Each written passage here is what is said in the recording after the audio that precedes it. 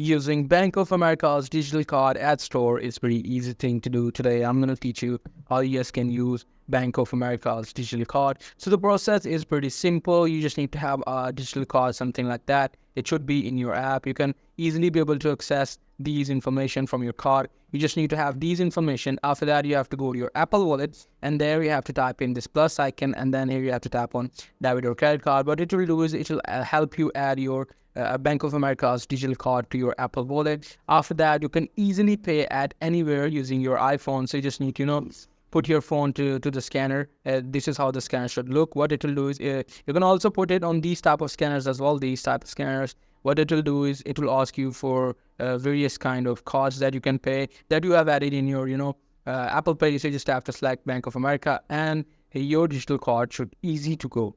So that's pretty much it. That's how you guys can use Bank of America's digital card at store. Hope you guys find this video helpful.